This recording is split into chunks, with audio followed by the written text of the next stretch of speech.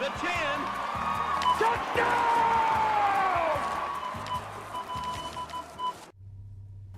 Hello, Candace. Not you again. Me again. Remember our last oil change? Ugh. Your boyfriend said he knew a guy who knew a guy. None of those guys knew what they were doing, including you, Todd. Silence your oil change anxiety at Valvoline Instant Oil Change, where you can watch our experts change your oil right from your car. Thanks for coming in. And finish in about 15 minutes. Valvoline. Service you can see, experts you can trust. This episode of Tap and Step is presented by Cover Zero Analytics, the leaders in next-level football data. Cover Zero delivers predictive matchup previews, classification-based grading, and customized analysis to football coaches who want more than the same old breakdown of tendencies. With Cover Zero, football coaches now have a tool that can measure all aspects of their team's performance. Cover Zero is built entirely around smarter data analysis, helping thousands of coaches find winning edges that don't always appear in film study. If you're a football coach looking for an extra advantage, Cover Zero invites you to join the hundreds of premier programs that have taken their scouting intel to the next level.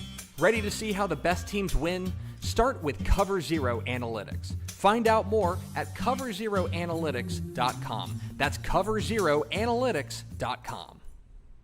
I'm starting to realize that your upbringing in Everman and my upbringing in A little Coppell might have some slight differences.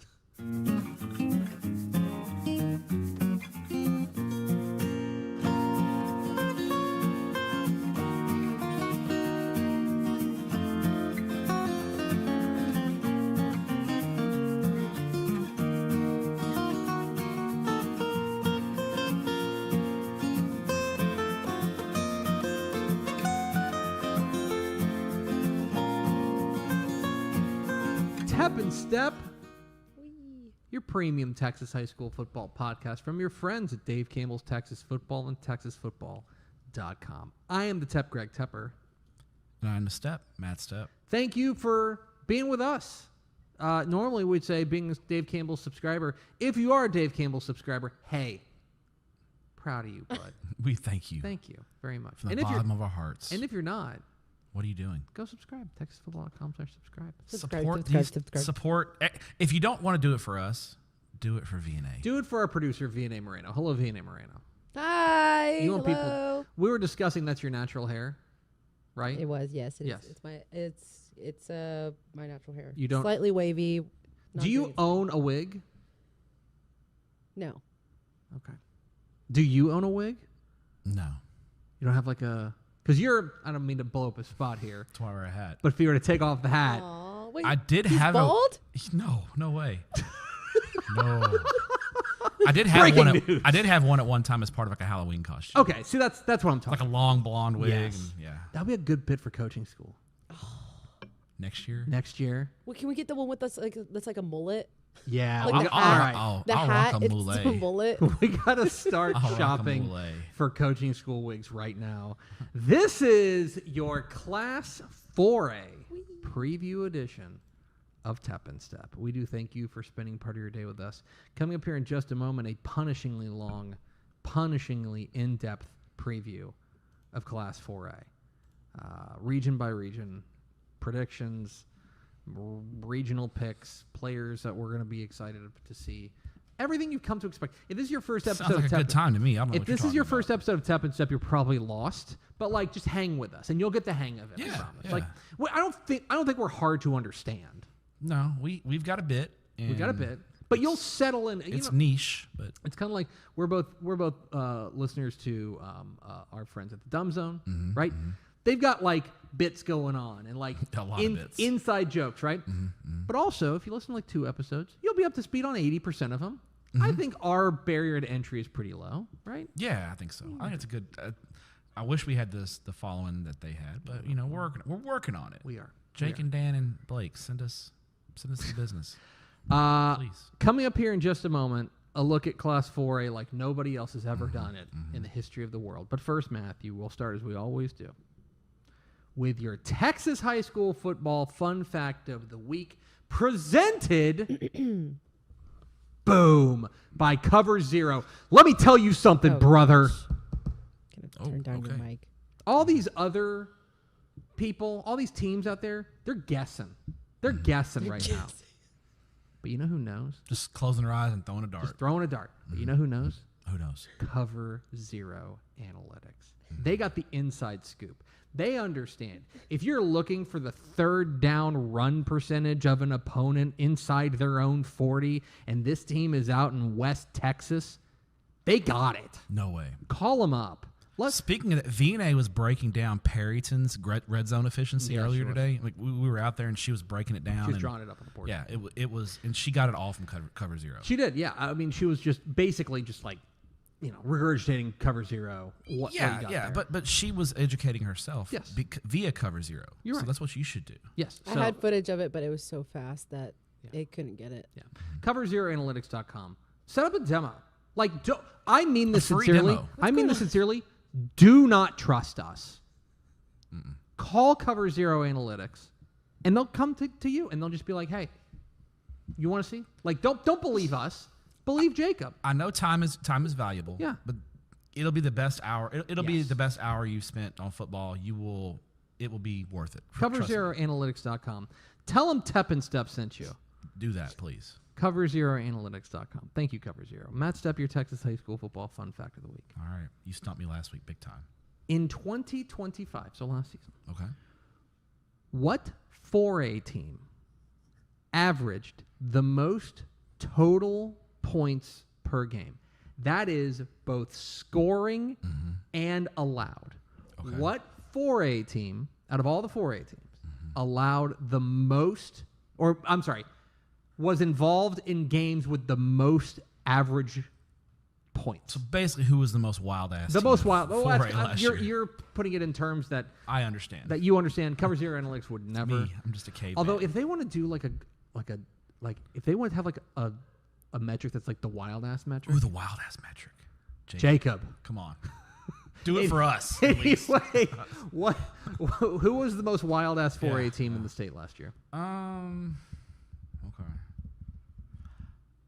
How about Alvarado? It's an excellent guess. But wrong. They are third. Oh, okay. Top that's three. close, Okay. In second place, by the way, Alvarado, their average score in a game, an average Alvarado game included 80.1 points. Okay. In They were second, third. In third.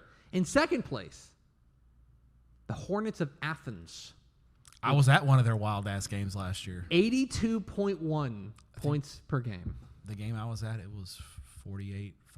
So 90 points were in that game. But your 4A wild ass team of the year in 2025, We're sending your trophy now. the Indians of Sanger.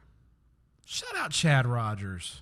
84.8 points on average in a Sanger game. Yeah. Okay? Go pull up their schedule. Go look at I went to one of their games. and it almost was- 8. Like, do you realize that is on average a 55 to 30 game every week? So the Sanger game that I went to last year had 102 points in it. Okay. The Gunner game. They lost to Gunner 60-42. Right. That was above average for them, but not out of No. character. They had a game that was 91-56. Anyway, shout out to Sanger, the wild ass team of the year. And by the way, again, Cover Zero Analytics. If you want to license the wild ass metric, We'll give it let's to talk. you. Yeah. Talk. We'll give it to you. Anyway, Matt Stepp, it's time to dive into Class 4A. Time to talk a little bit about Class 4A. And what is so interesting, we're going to start with 4A Division 2.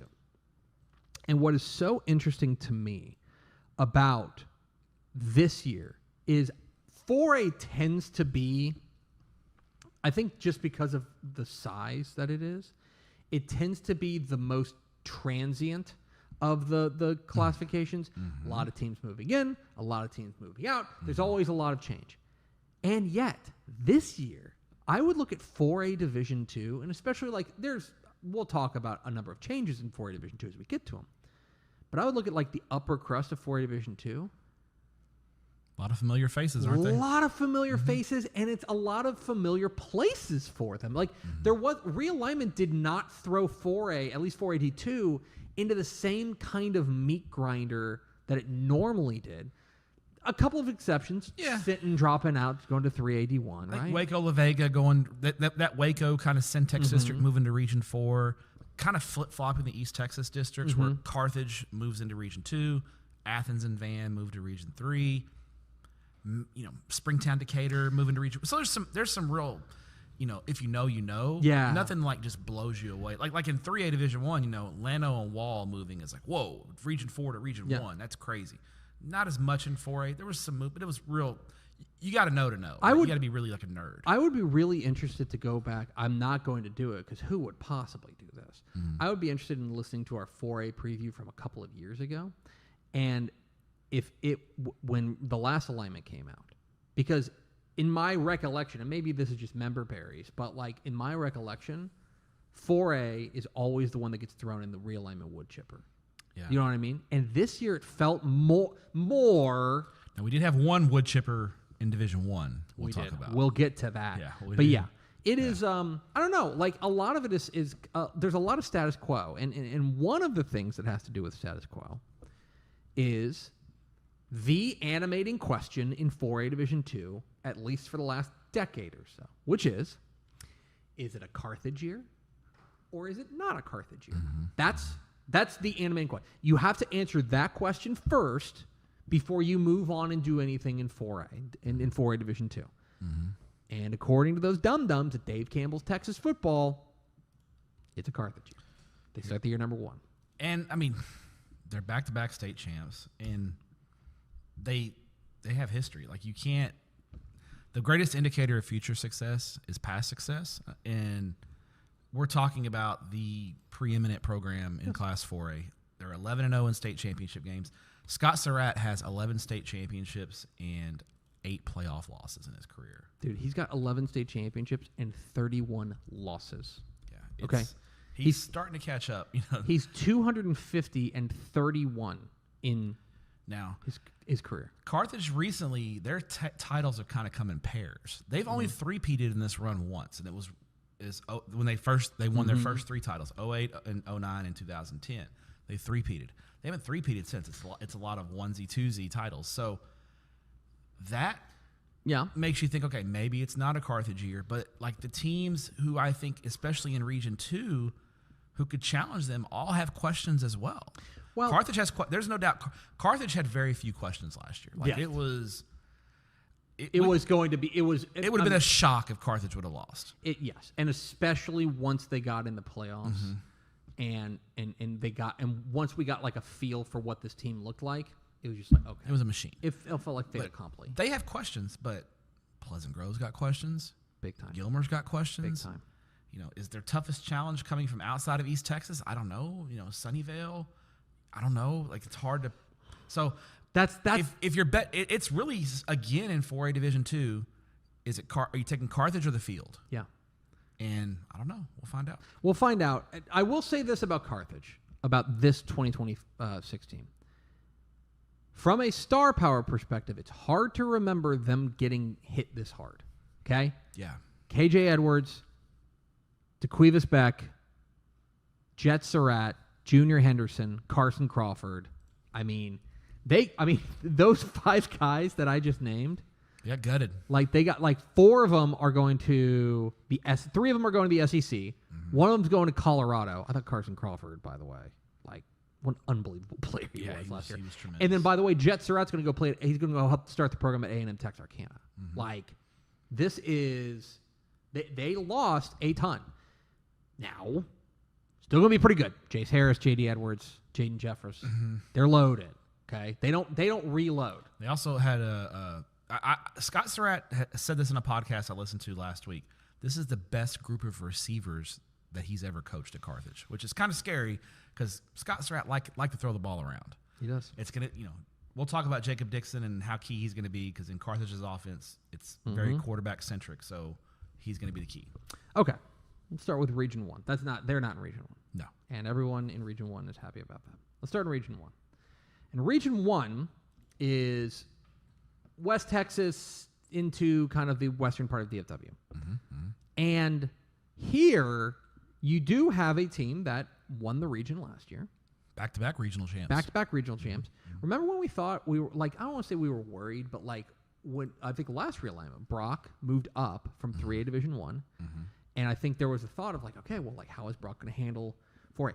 What I think now, just fine. And I'll tell you now, and I'm in the process, I think, of publishing this piece, not actually, but feeling confident in this theory. When teams move up, the number one indicator as to whether or not they're going to be able to continue that success in the next classification is their strength on the lines. And that's why when Alito moved up from 5A Division 2 to 5A Division 1, I don't think anybody was worried because they were like, oh, well, they're great on the offensive lines, right? Same thing, I think, with Brock. Brock is a perennially excellent on the offensive line. I think it'll be the same thing with Gunner in 3A. We're moving exactly right.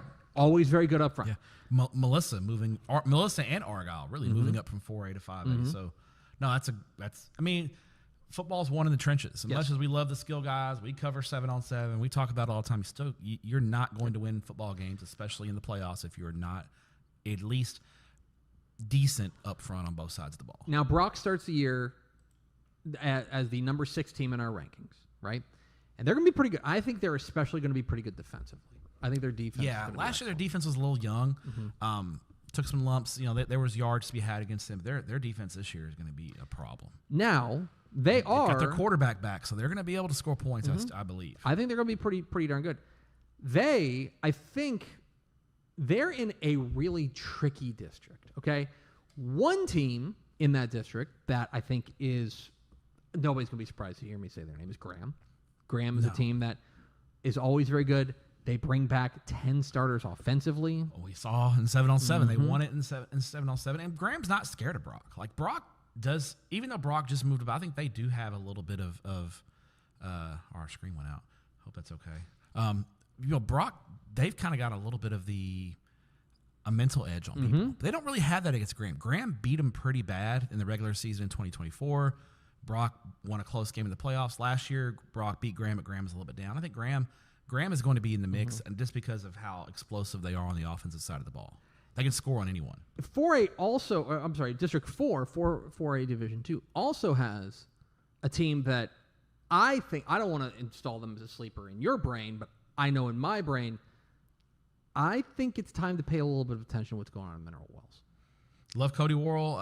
I think they're going to be pretty good. They're going to be solid. I think they're in that 3-4 mix. I think Iowa Park's interesting too. And you know the new head coach, Weldon Nelms, legendary head coach Weldon Nelms, ball knower, former Wimberley head coach. He coached at Iowa Park in the early '90s, I believe. So this is a better district than you think. I think Mineral Wells and Iowa Park are going to be locked in a real good battle for that 3 seed. The chief challenger, if it's not Graham within Region 1, I think is probably what I guess we got to quit calling a young program. They're now in their 3rd year, but Lubbock Liberty. Yeah. But what's interesting to me is, I guess last year would probably be the first time that they had to do some reloading, right? Yes. I think they will feel like they left some meat on the bone, losing to Graham in the second round. Tough second round matchup, but they'll feel like they felt like they should have. Yeah. I think talking to people in Graham before that, I remember talking to folks in Graham before that game, and they kind of thought they were underdogs in that game. Yeah. And they were a little surprised they upset Liberty. Now, they bring back a good amount from last year's team. 15 starters and 40. The key here is 45. Liberty has. That's 5A type. That's numbers. 5A type numbers. I'm shocked they're still. When the realignment came out, I was really surprised they're still Division 2. They've got huge numbers in the program. They're good up front, and I think this is going to be their best team they've ever had. They will, however, have to deal with what I think is a real snake pit of a district, because District 3 is, in my opinion, I think it's the deepest district in this region. Estacado brings a ton back. I think what Lyle Leong's done at Levelland, Matt Wilson's over there waving his Levelland pennant right now. I think Levelland's going to be pretty good. That Levelland Estacado battle is going to be a real one for that number 2 seed, and it's going to be key because that's going to really make your first. You don't want to be a 3 or a 4 in this district because you're having to play Brock or Graham in the first round of playoffs. I even think Perryton's going to be pretty good. I think Perryton's got an opportunity to be pretty good. Their coach came from Dumas a couple of years ago, and he kind of took over a really difficult situation. He's done a great job there at Perryton, kind of getting things settled, and so I think they're clearly a playoff. Borger's kind of rebuilding. They have a new head coach as well. Borger's new head coach came from Laredo. Oh my gosh, that is culture shock. Yeah, so that is a little different. Long trip. If there's now, I think District 3 and District 4 are the clear powers of this region. Agree. All due respect to our friends in El Paso, I just don't. I think Irvin's probably the favorite in that district. Yeah, those teams have struggled in Division 1. It's good that they kind of got El Paso now has their own self-contained Division 2 district. I agree. I think Irvin's the team to beat, but I don't think anyone's going to get maybe past round 1, but I don't think round 2 they're going to be able to survive against District 3 and District 4. The only team here that I'm going to buy a little bit of stock in. I know who it is. Seminole. Yeah. I'm in a Seminole's Seminole. pretty good. Consistent. Greg Pointer's done a great job. Consistent winner. Speed. Seminole is fast. Yeah. Budagera is an absolute monster.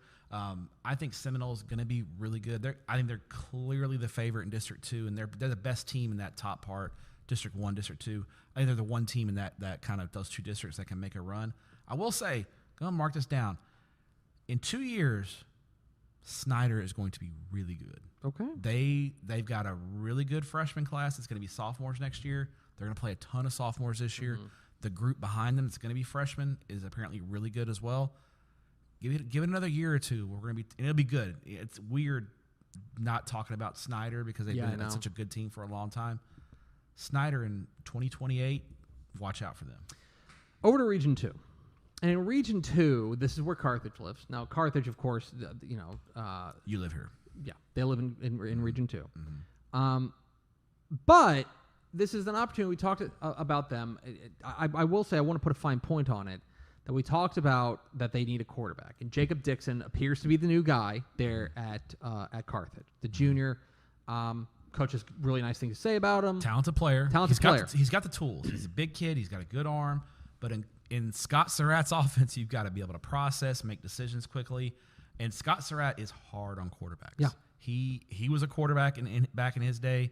He coaches the quarterbacks hard. And a lot of we talk about how complex and how good Carthage's offense is.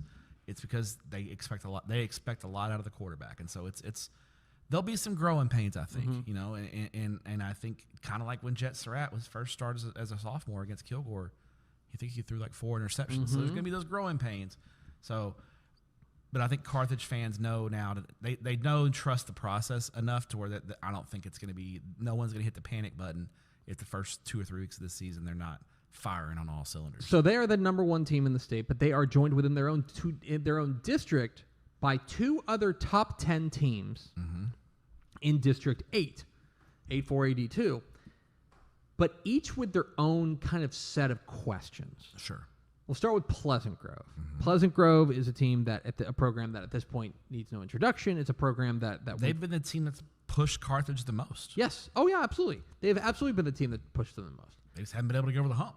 And now it is a new day in Pleasant Grove because the guy on the sidelines is different. Would you say Pleasant Grove this offseason was the most shocking Texas? I think that was the most surprising coaching change of this cycle, was Josh Gibson leaving. Yeah, just because I think it's first of all, it was hard.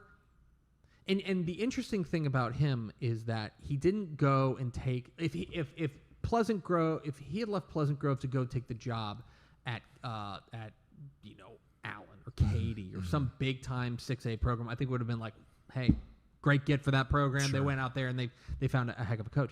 Instead, he got out of coaching. Got out of coaching. He's in private enterprise now. Yeah. And that I think makes it more shocking. They promote Jonathan Darby from which within. Is what you should do. That's what you. The success they've had, promote from within. That's just, don't overthink this. And they didn't. They promoted Jonathan Darby very quickly. Now, that's not where the questions end, right? No. Is on the coaching staff, right? Because there is now, we thought they were going to be pretty good. Guys like Keidret Smith coming back on the defensive side, Kai Ringwood. Defensive line for Pleasant Grove is going to be as good as any in the state. Monsters. Absolute monsters. Now, they got to figure out a quarterback situation. Yes. Because Colt Yancey left. Where did he end up? He signed somewhere. He was a senior, wasn't he? Did I make that up? I might be making that up. Anyway, all that is to say, there's a lot of questions around this Pleasant No, he's Grove. back. He's back? Oh, He's never mind. back. I'm Yeah. crazy. There are questions around this Pleasant Grove team. Got to find a running back. Find a running back, which is... Offensive line's going to be young. They're going to be big, but young in the offensive line. They got to find some pass catchers. Yes. And so I think offensively is where more our offense and then the back seven. The secondary linebackers got a lot of holes to fill at those spots. There's also going to be just the mental edge, right? The mental question, which is, Carthage is the team that ended their season last year. They've ended their season. I want to say Last 2 or 3 yeah. years. I think last 3 years in a row. They've had their number. Yeah, 3 years in a row. They will get to see them at least once in district play. Might be good for them to see them in district. Yeah, it might be. Might be good for them. The other team in this district that's going to be interesting is another familiar team, which is Gilmer. Now, Gilmer last year had, by Gilmer standards, a pretty bad year. Yeah. Made the playoffs. They struggled. But they went 4-7. A lot of injuries, a lot of this stuff just not going right for them. And I'll also say this, and this is unequivocally, I love that coaching staff. I love what they do. So, grain of salt when I say this. They were real young. They were real young last year. And part of it is they had to grow up quickly because of injuries. Part of it is that they were always going to be pretty young. But Alan Metzel welcomes back 17 starters from last year's team. They're going to be much improved. They're going to be better. They also got a really nice move in Kipton Neighbors coming over from Mineola. This guy's got a bunch of offers already. The question for me on Kipton Neighbors is where do they play him? I think he's going to play tailback.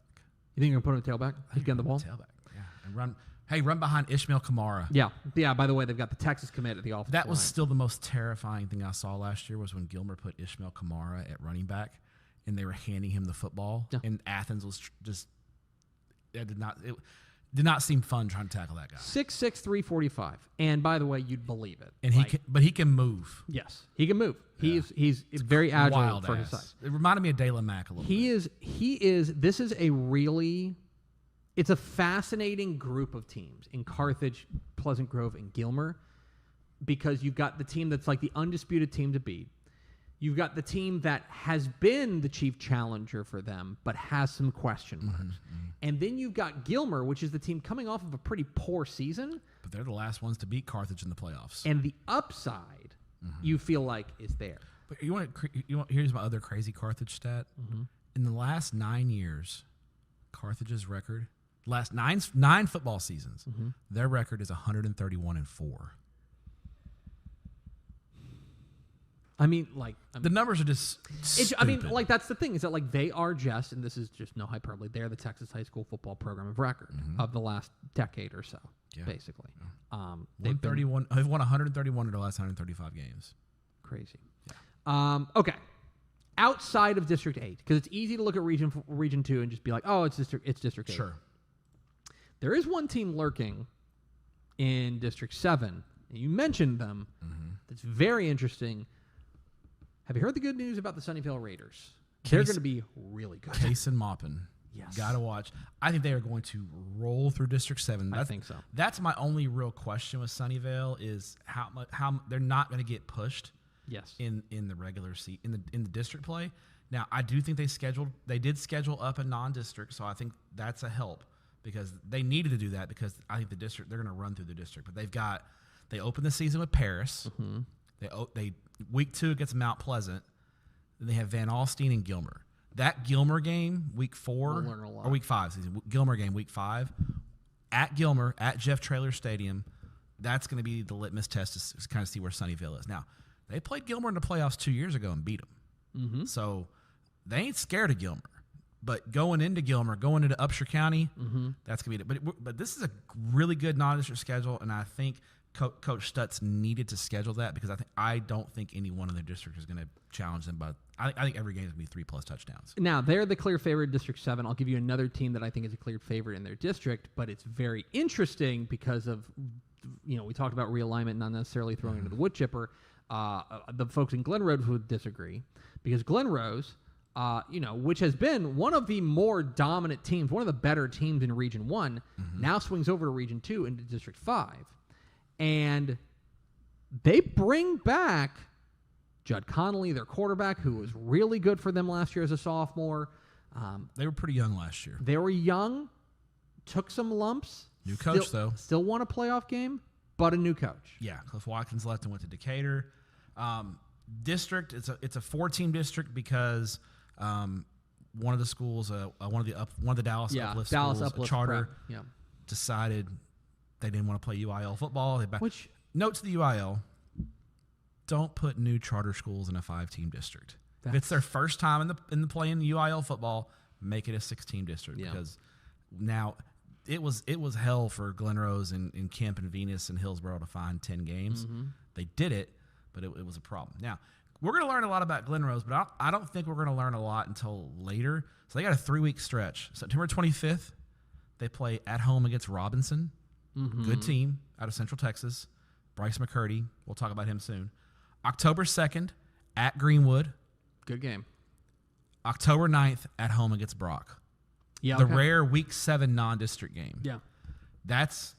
We'll find out about that. We'll see if Glen Rose is ready for prime time in those 3 games. The other thing that's interesting, and then finally just round it out, District 6. It's a fun district. It's a very fun district. I think it's a tightly packed district. I think you could talk me into definitely 3, maybe 4 teams winning this district, depending kind of what you think of Ponder. Yeah, I think Ponder, just because the lack of playoffs, they hadn't been able to make the playoffs in 3A. They're moving up. Now, I think they're going to get in the playoffs. It's funny. They go to 4A, and I think they're going to get in the playoffs. They're in a more manageable district. I think it's a top 3, and I think there's a gap. I think Crum was undefeated in the regular season. They had a good team, and they lost to Athens in the second round of the playoffs in overtime. Athens got to a regional final and lost to Carthage. Crum was really good last year. Sanger, we talked about how explosive they were. They were 10-2 last year. Very, very good team. They got to find a running back. They're a really good running back, graduated. And they got Van Alstyne, who was kind of the darlings of state 7-on-7 this year. They went to the state championship game. They bring 16 starters back. Van Alstyne, their record is deceiving. They were really hit hard by injuries last year. So a lot of guys played early. So now they're going to have actually a little bit of depth. This is going to be a fun 3-horse race in this district. Over to Region 3. We're switching over to the other side of the bracket. And,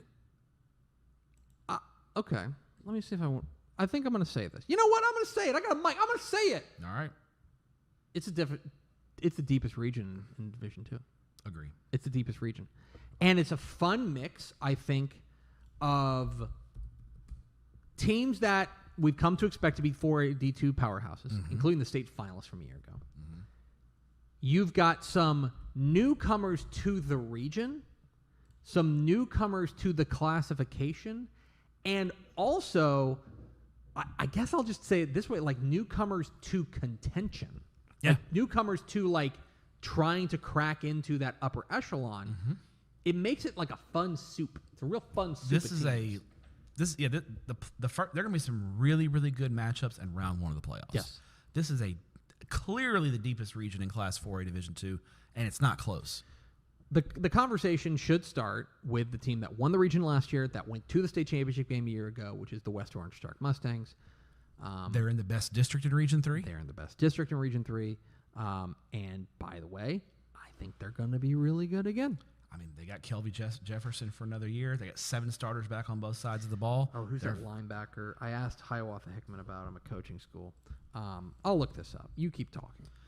But it's not a given they're going to win the district. No, it's not. This is a loaded district. You've got Hampshire Finette, Blake Broussard, Isaiah Reed. This might be Shepherd's best team in school history. That is a team I want to talk about. Okay. Shepherd is not your traditional power. They have been kind of a below average football team for a long time. Yes. This is the year for Shepherd. They look loaded on paper. Braden White, the Stanford commit.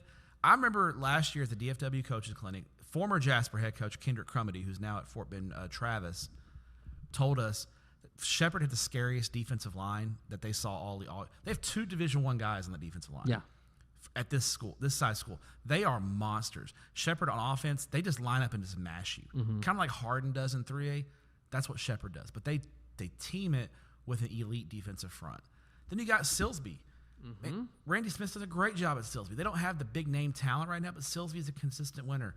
Hardin Jefferson may have the 2 best skill kids in the entire district. Eric Petrie Jr. is a running back. When I tweeted about him, because no one knows who this kid is, I tweeted about him in a Division I university. One of the coaches on their staff texted me and said, dude, don't tweet about him. We're trying to hide him from everyone. Don't talk about this kid. He's tremendous. DeCorian Warren is a monster. Hardin Jefferson.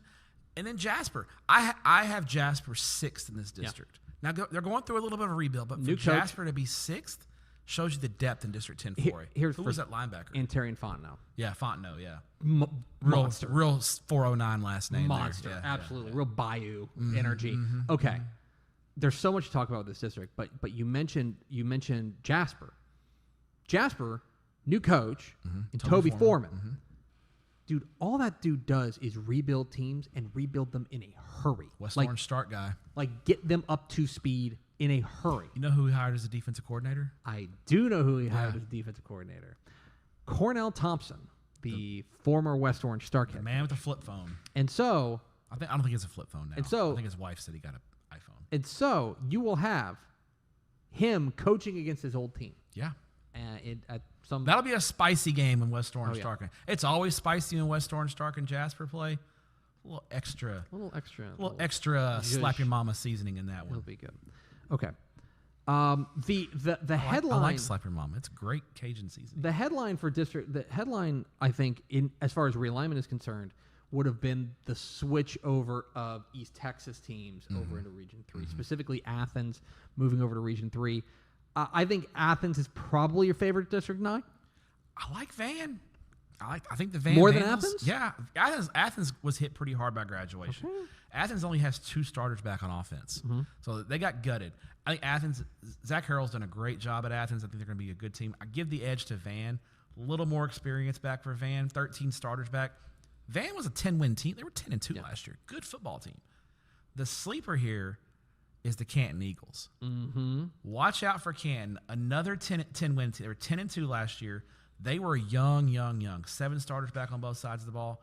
And then Madisonville is traditionally a good football team, and we got them 4th. So again, District 9 and District 10, round one matchups, lock in. Those are going to be unbelievable football games. 1 versus 4 is not a given in this by district. Madisonville brings back 13 starters as well. They're going to be pretty good football team. And by the way, we've been talking about Region 3. We haven't even mentioned what I think is my favorite district here, which is District 12. Dude, that top 3 of Belleville, Lamarck, and Hitchcock going on, and then add in LaGrange.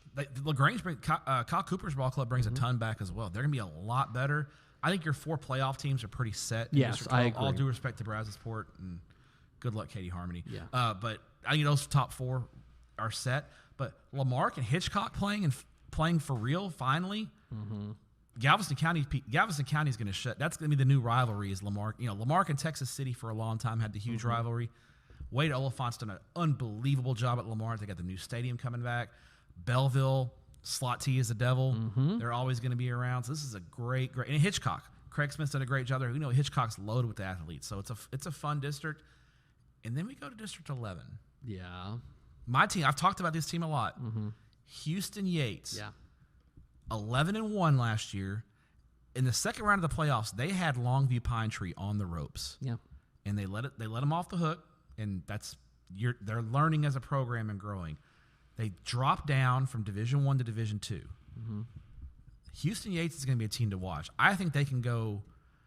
I think they are a contender. I don't know if they're a regional contender right now. Thanksgiving? I think they can get to Thanksgiving weekend. And for an HISD school, that's huge. So watch out for the Jack Yates Lions. Over to Region 4. And Region 4, for the first time since time immemorial, last year, was not won by the Wimberley Texans. Yep. They almost did it. They almost got away with it. Again, but they didn't. But here's the thing. The team that beat them ain't here anymore. Nope. Now, a lot of new faces. This is a new look region, like total remake. It's a lot tougher than it was before. You've got basically two teams that are kind of standard bearers within Region 2, within Region 4 that are still there in Wimberley and Cuero. Correct. They stick around. both of whom I think are going to be pretty good. I think Wimberley, especially, y'all, like the year to get him was last year. Yeah, Wimberley's got 15 starters back. They're going to be really good. Cuero was already bringing a lot of guys back. Then you add in Jarvis Williams from Shiner, who transferred in and was eligible, looked really good at state 7-on-7. Cuero's going to be good. That defense brings back 7 starters. They're going to be much, much better on defense. And then you can sprinkle in Jarvis Williams playing in the secondary. They're going to be really good. So those two teams are good. Hey, Gonzalez. Go ahead. Coach Lyndon Hamilton in his first year at Gonzalez gets them to the area playoffs. Unbelievable head boys basketball coach and Brady Keene. I don't know why I just dropped that in there, but shout out to Brady Keene.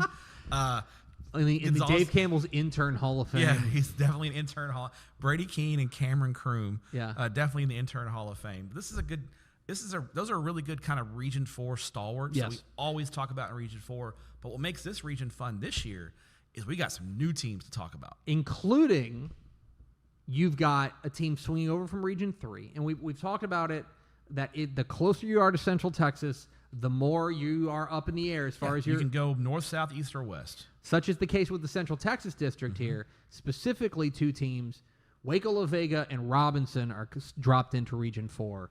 And I think both of them have an opportunity to make some real noise.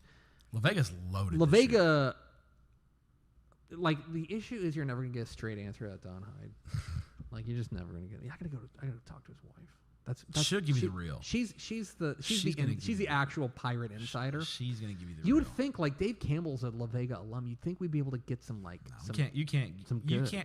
Don Hyde, you can trust him on a lot of things, but you can't trust him about his own football team. You cannot. You No. just can't. He's not gonna give you a straight answer. So we'll tell you. We think they're gonna be. They're going to be really good. Yes. Okay. And especially here's what should scare everyone. They're going to be really good in all of the La Vega ways, specifically up front, defensively, and running the damn ball. That's Modoc football right there. That is exactly. But then you add all that in, you've got a 3-year starter at quarterback in Bingo. Courtney Parr, who's seen it all, done it all. He led him to a state championship game as a sophomore. So when they do need to throw it, I think Don Hyde is going to trust that he's going to put them in good situations. Robinson's interesting as well. Bryce McCurdy is one of the Bingo. best players in the state. He is TCU commit, I believe. commit. Unbelievable. Then you drop Brownwood in. Brownwood is the Region 1 to Region 4 move. Yes, they're the weirdo. But what it's are you the doing opposite. here? Lano and Wall went from 4 to 1. Lano went from 4 to 1. Brownwood goes from 1 to 4.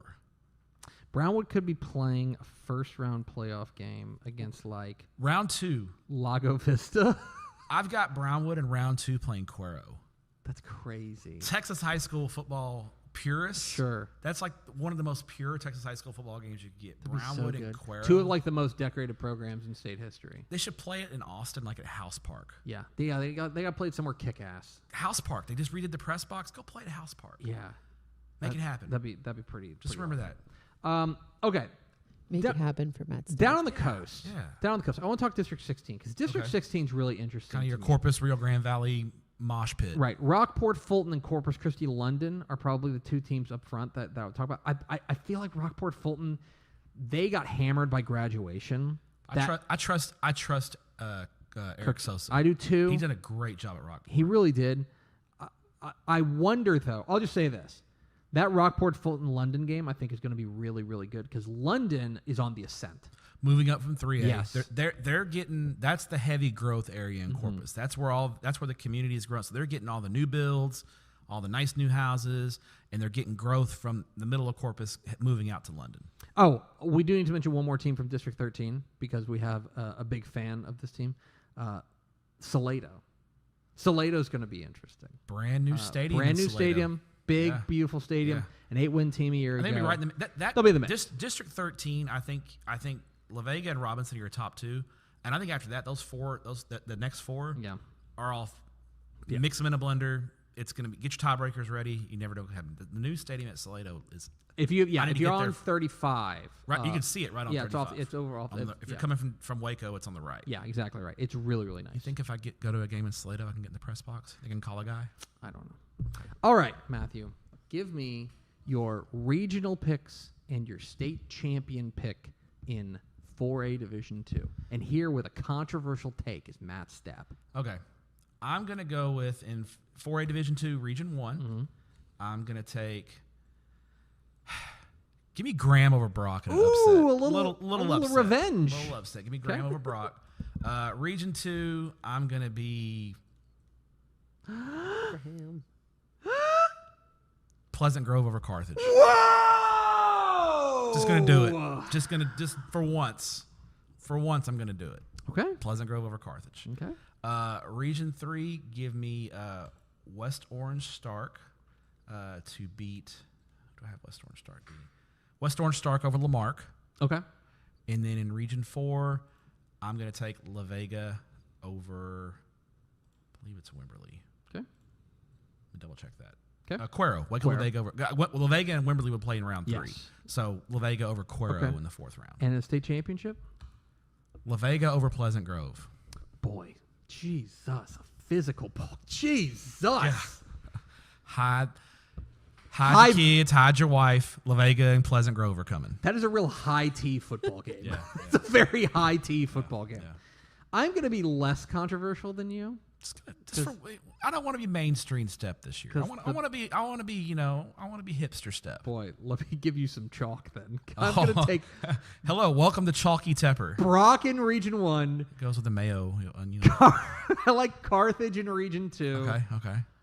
I'm going to go with West Orange Shark in Region 3. Although I am very close.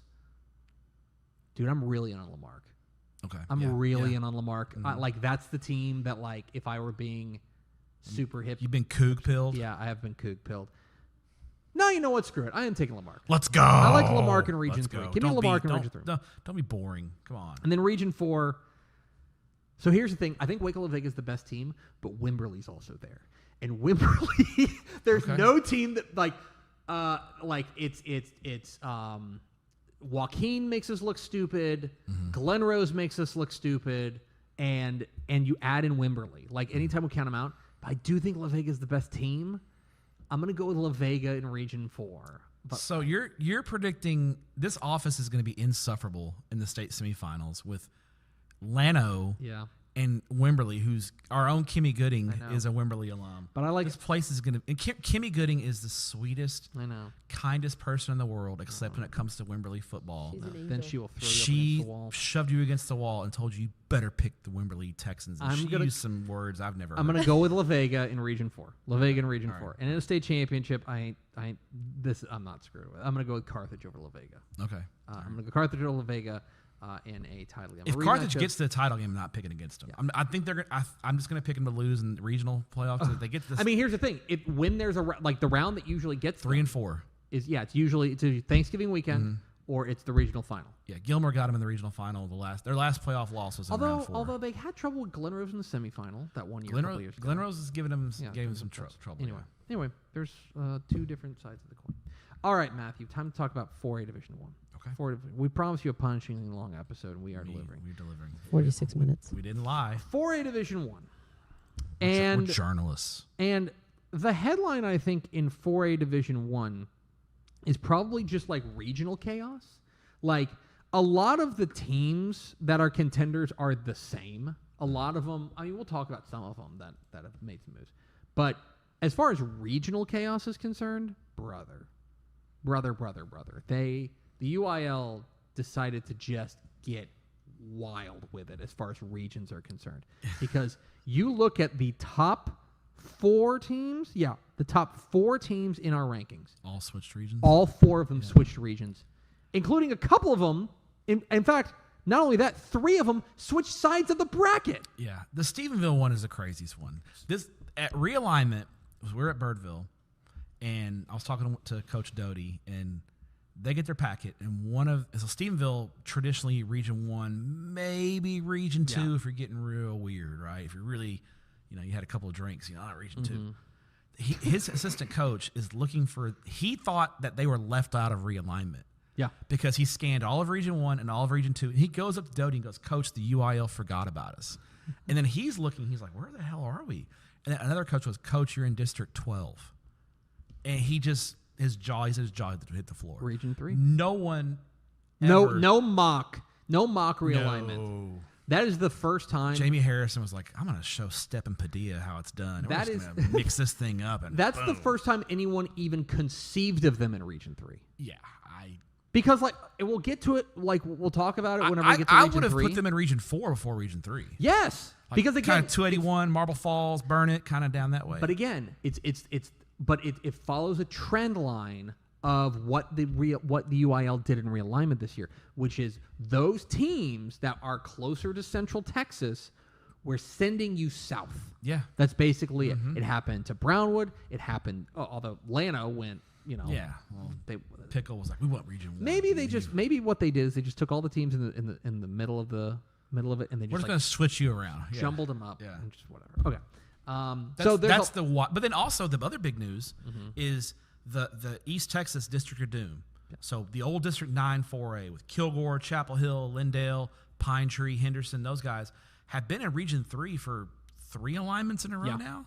They shifted them to Region 2. Yes. So that's a huge shift, and it really shakes up the playoff bracket a little bit. So it just changes up how the bracket's going to look when we get to know. Here's the craziest way to put it.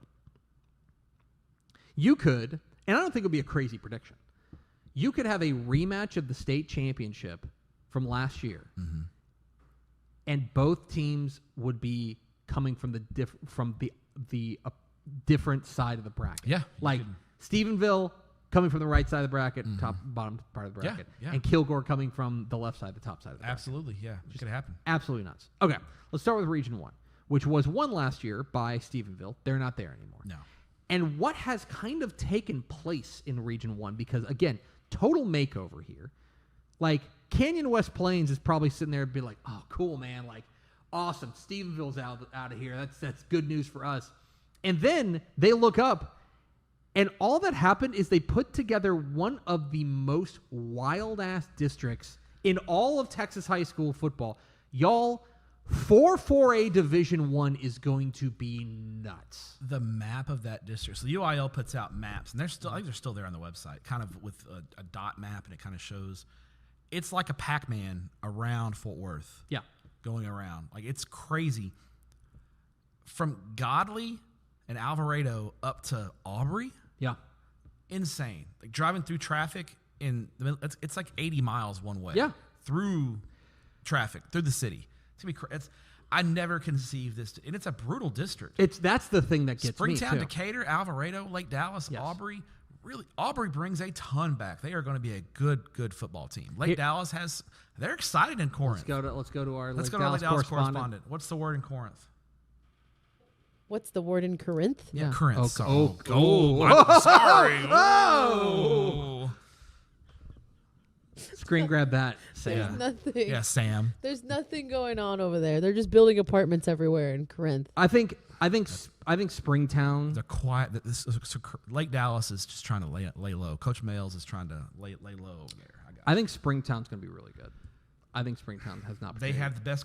Cane Hill is a dog at quarterback. They do a great job. Alvarado's been a regional finalist the last 2 years. New coach, graduated. Super heavy. A lot of new coaches here. Decatur's got a new coach. Yeah, Cliff Watkins. I think Decatur's a year away. Yeah. That junior class they have, when they're seniors next year, watch out for Decatur. I think for Springtown, actually, this comes along at it lines up well because the two teams that I think are going to be their biggest challengers in that district, Decatur and Alvarado, I think they're both probably like a year-ish away, right? I think that's now. I don't know if I want to see Alvarado late in the season. Sure. I don't know if I want to see Decatur late in the season, but like it wouldn't be surprised if they took some lumps early on while there's a lot of change. Tough schedules, yeah. What do we make of Canyon West Plains? Because this is the first time that we will talk about a rebuild or reload with West Plains. You lose a 4-year starter at quarterback in Reed Macon.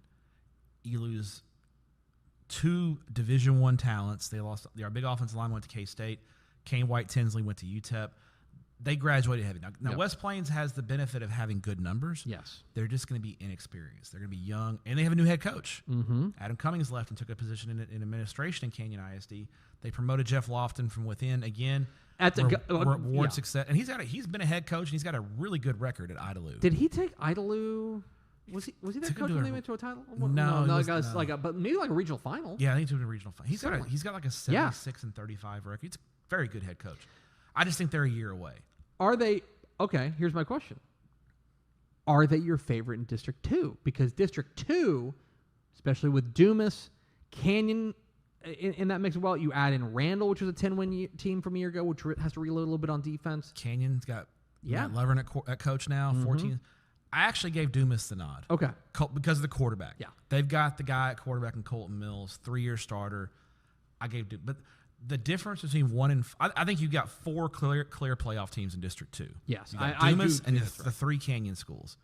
If you told me any one of those 4 teams were in any spot, I wouldn't be shocked. Like those margins are real slim in District 2. All those teams are good football teams. The other, there's one other team that I want to make sure we mention in Region 1, and that is a team that is a newcomer to 4A Division 1, which is Midland Greenwood. Greenwood moving up from 4A Division 2 up to 4A Division 1. 13-1 last year. A very, very good year. That they graduate just a really, like, not just talented but important senior class. Yeah, it was their group. That was their their group. guys. They had a lot of 3-year starters in that group. I do think Andrews is going to be better. The question with Andrews is going to be, I think they're switching back to the spread. So they were running the slot T. Slot T is the devil. Slot T is the devil. They're moving back to the spread. VNA agrees. Moving back to the spread, I think that transition is going to be interesting. The deep sleeper here is in District 1. I wanted to ask you a little bit about this because The deep sleeper here is El Paso Andrus. So Andrus dropping down from 5A with good numbers, really good numbers. 9-3 last year. They were an area Brown playoff team. I'll tell you what though, that Andrus Riverside game is going to feed families. That'll be fun. That'll be that's a district title game in my opinion. Yeah. 1-4-81. Want to fly us out to El Paso? You won't, don't threaten us with a good time. Yeah. We will go. Me too, please. Yeah. We'll take VNA. When are they playing it? That's the draw. Is VNA will come to El Let Paso. me see when I they're have playing to. that. I'm just Riverside and Andrus. Yeah, we're just I've never been to either of those stadiums. know, While you're doing that, I'm going to talk about Andrus, and I'm going to talk about their quarterback, Jamari Milton. One of the most underrated players in the state of Texas. He's a guy who gets it done. He had a huge year last year. Great group of skill guys. And this is a team that made the state 7-on-7 tournament as a Division I school. So Elijah Cooper, really, really good as well.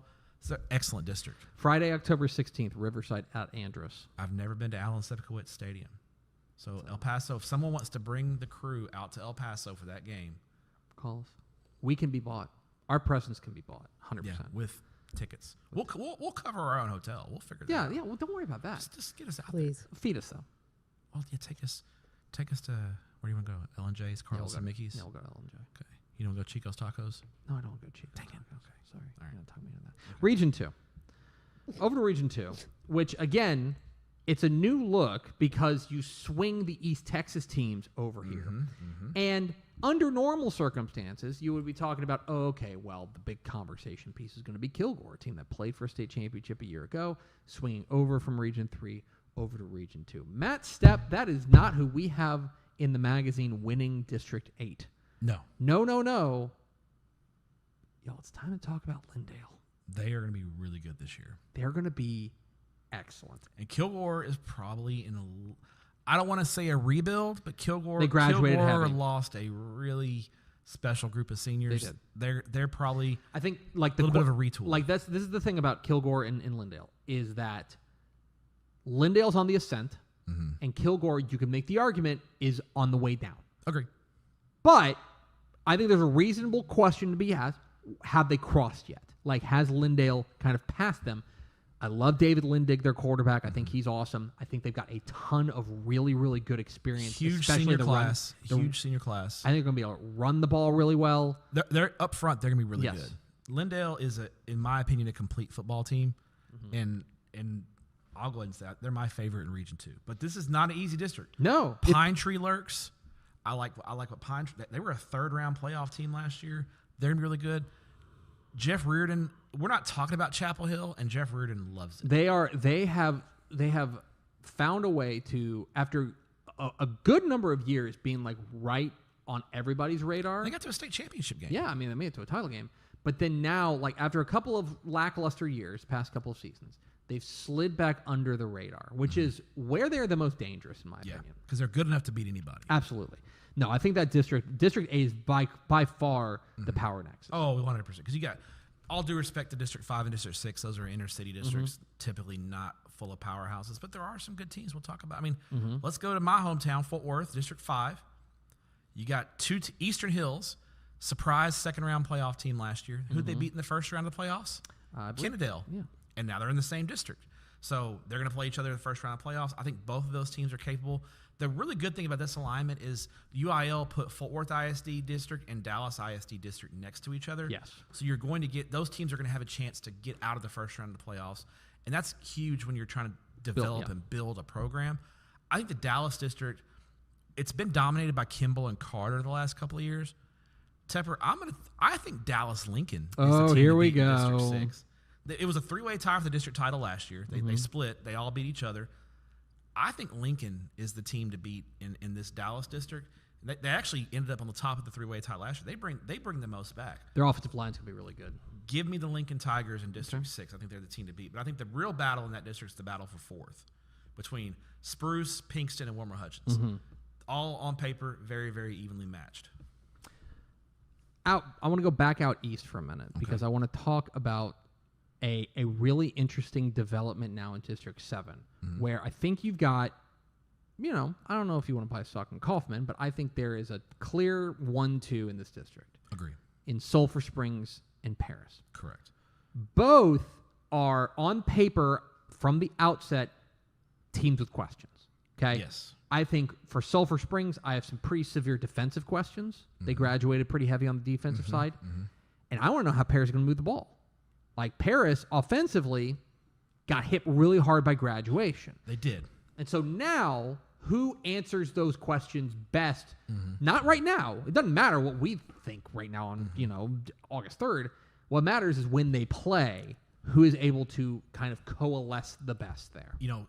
Paris, they lost a lot on offense. They do have some young talent, but they've got a guy. They've got the experience at quarterback. Bingo. Tyler Heath at quarterback, 3-year starter. That's going to be the key.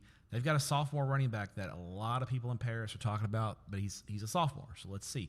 He does have a couple of. Paris did make state 7-on-7 this year. Did a good job. So we think they'll be fine.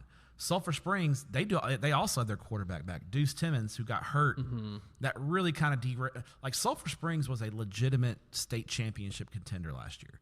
Yeah, you were riding that train. Deuce Timmons got hurt, and they beat Panther Creek. They got to the second round of the playoffs. Just fell a little bit short to Alvarado. He's back, but I agree. The defense for Sulphur Springs really got hit hard by graduation. But when Paris and Sulphur Springs play, it's such a old. Last year, Sulphur Springs was. I went to this game. This is when I went to the glass bathrooms. Shout out to the glass bathrooms in Sulphur Springs. Sulphur Springs was a 2-touchdown favorite over Paris, and it was a 3-point game. It's cliche, but throw the records out the window in Paris and Sulphur Springs play. There is no love lost there in that rivalry. Over to Region 3. Shout out to the glass bathrooms.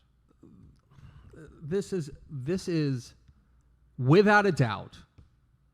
This is the UIL's magnum opus, is Region 3.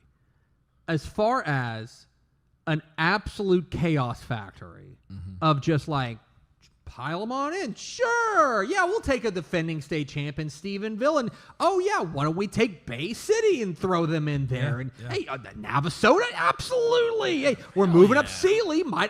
Sealy's moving up. Yeah. Might as well drop them there as well. Let's do it. Like, it is. Let's get weird. It is.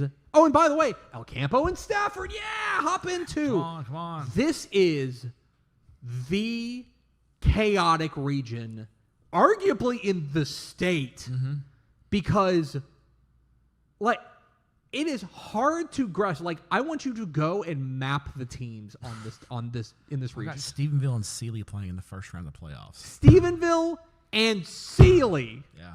Go look those two teams up. So let's get weird. It is absolutely bizarre. Let's start talking about Stephenville, though. Okay, we started the conversation with Stephenville. We need to continue it here. If they can recover from the shock of realignment, they'll be fine. Here's the good news for Stephenville is yes, they were absolutely blasted in the face by realignment, and also I think they're the team to beat in 4A Division I. You got Trot Jordan, Zyler McClendon, Caden Monk back. Dude, what's so funny about this is that, like, and maybe they were playing possum. Maybe. But go back and read the preseason press clippings coming out of Stephenville before last year. They're like, man, real quarterback battle here. Like, who's it going to be? Like, now, again, maybe they're playing possum, right, with the local media. But Trot Jordan stepped up and was like, all he was What did he throw 50-something touchdowns last year? all he was probably the best player in 4A Division One. I went and remember watched them play La Vega week 5. And it was a beat-up La Vega team. They just beat the brakes off La Vega. I was like, this team is ridiculous. Dude, now, if there is a question, yes.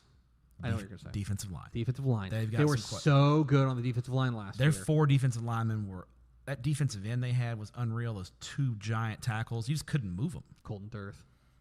Darth Vader. One of the in the Dudes Rock Hall of Fame. Darth Vader. We're hanging Darth Vader's jersey in the rafters. That touchdown where he did the dance and then going in the field goal line, he did the riding the pony. I was like, what? 300 pounds doing that? Like, Dude, let's go. Spellmeyer, Taylor, Butchie, CJ Spellmeyer. Butchie, and Dirth. Those 4 guys. You're right. The front 7 is a question. Now, I also trust Sterling Doty to put it together. Stephenville's going to find some big guys. And I'm just telling you guys, their offense is going to be stupid. It's going to be hard to stop them. Okay? Yeah. Because, like, you're talking about a moment on Caden Monk, okay? Do you know, like, the list of guys to start as a freshman at Stephenville It's not long. is a class doesn't take long to call roll. Nope. And Okay? He's going to be... And not only... got him for 3 more years. And not only did he start, all due respect to Aiden Jurgens, who was awesome for them, too, and he's back, too. No. You can make I think you can make the argument that Caden Monk was their best receiver last year. And he's back. He's back. That's scary. They're going to be really good. Now, they're going to have to navigate through. We'll talk about their district real quick. It's a weirdo district where they kind of threw together like like Central Texas and Austin and then just kind of It's honestly like such a good encapsulation of what the UIL did here because you've got China Spring dropping or moving up to 4A Division 1. And coming off of a difficult year by their standards. They won a playoff game. They did. New coach. New coach. They'll be interesting because I think that they've got an opportunity to surprise some people, but I don't think they're going to challenge for the district title. We've also got Lampasas. Lampasas is a team I'm very interested in. A 9-win team from a year ago, moving with Stephenville over to Region 3. Yeah, they're familiar with Stephenville. They're the team that's kind of like that everyone's talking about Stephenville moving, but like Lampasas is moving over as well. I think they, especially offensive line, they're going to be really, really good. Yeah, and that it's weird to say Lampasas has questions at the skill spots. They do though. That's usually Lampasas. Their skill guys are usually really good. Watch out for Gerald. Ooh, moving up. Alan Hare is a wizard with the slot T. What do we say about the slot T? Her mic's not on. The slot T's the devil. I'll say it for Come on. The slot T's the devil. Thank you, VNA. Braden Henderson, one of the state's best kept secrets at running back. Gerald's going to move the football on people. So that's District 12. We're kind of burying the lead, though, about Region 3.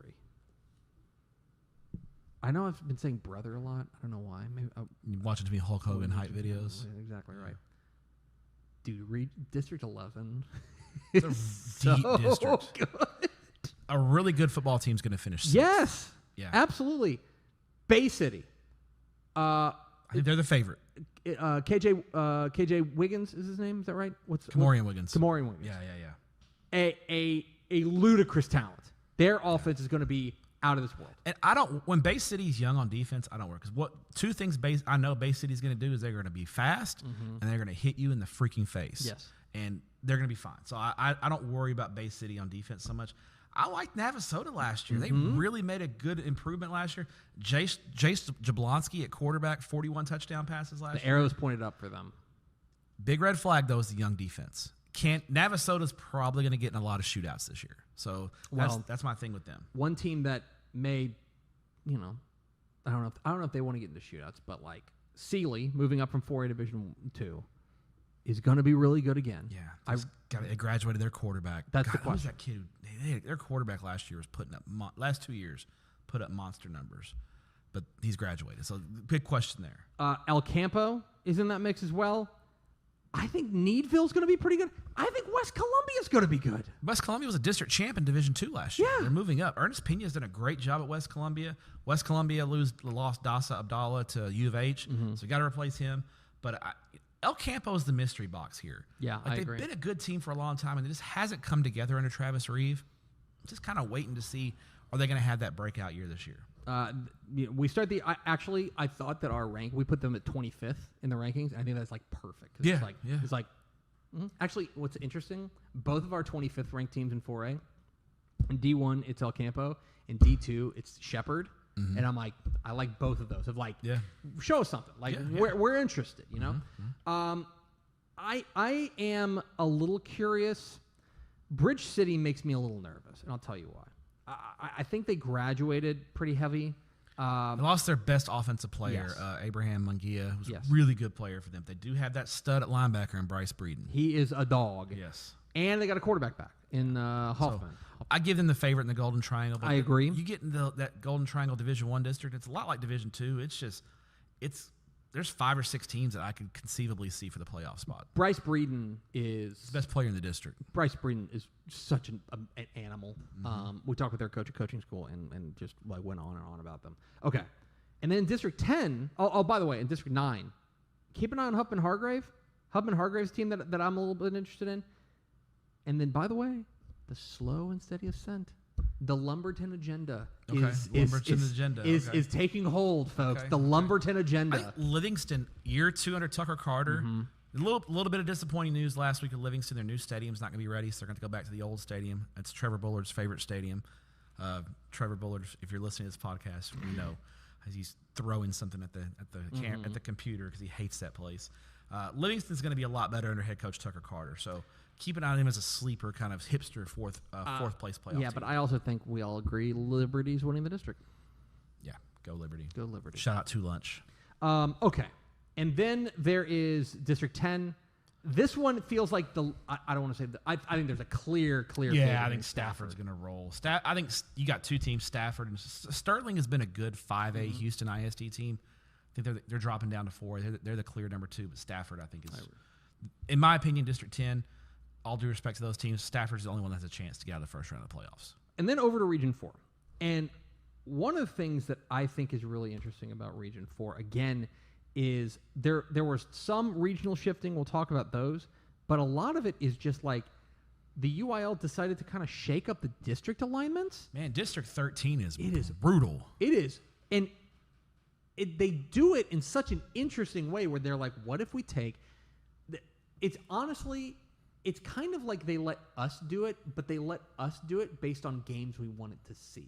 You know what I mean? Because like, hey, what if we took like one of the best up and coming teams in San Antonio, like Davenport, and we'll just we'll throw them in there with LBJ. Sounds LBJ, great. and then great. you know who'd be great there? Tivy. Yeah.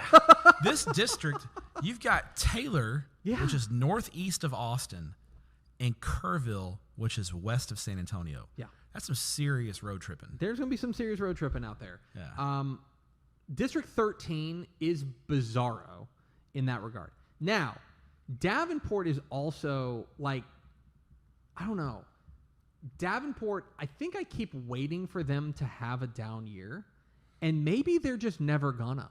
They're just one of those. They've been good since they opened. Literally. They were a state semifinalist in the second year of existence. Literally, since 2022, when they played their first varsity season. 10 wins, 11 wins, 10 wins, 13 wins. Yeah. Okay? Pretty good. Pretty good. Now, they've got some questions. I think their defense is going to be a little bit of a question mark there, at least early. But they're going to score some points. But boy, howdy. Yeah. Offensively, no notes. Like, they're going to hum. They're going to score a lot of points. What's going to be interesting is that they are going to see Austin LBJ at some point. I think LBJ's loving this because they have been so dominant inside of their own district that I don't think they felt like they're prepared for the playoffs. Well, that's over.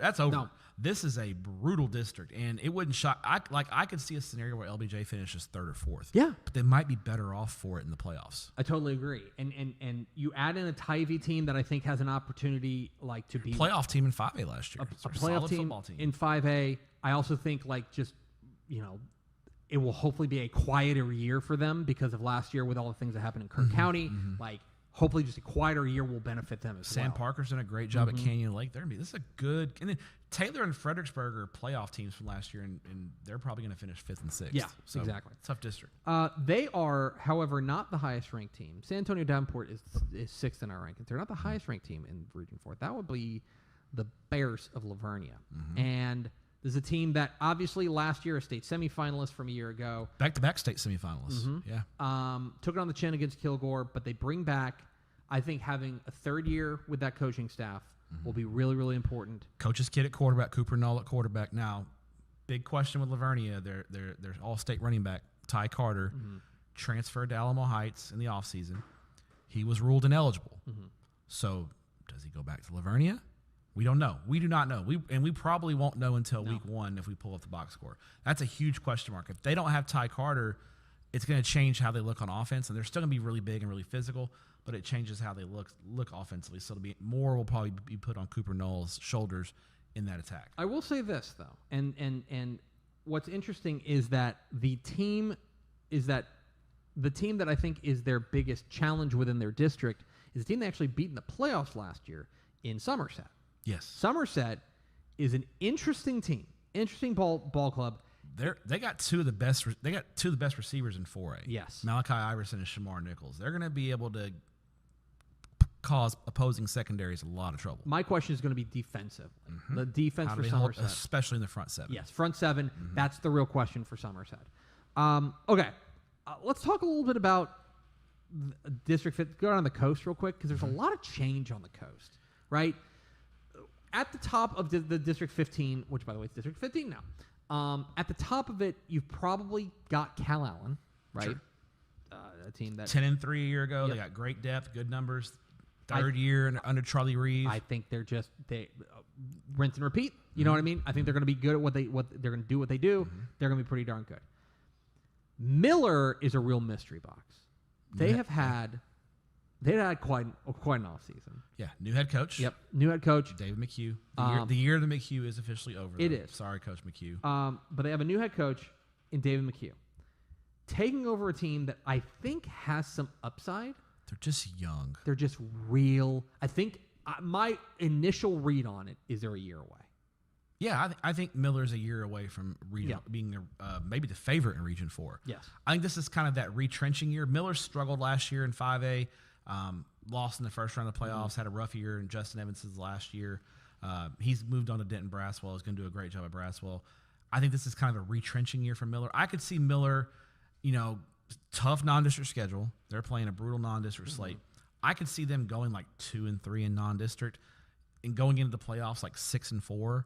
And then we end up seeing them in the regional semifinals, and they end up like an 8-5 record. And then going into 2027, they'll bring back like 18 starters, and they'll be a regional contender. What do you make of? Because again, this is a question. Basically, what's so interesting is that you have Cal Allen, who I basically have no questions for. I'm like, yeah, okay, I know what you're about, because you're just that's just what you do.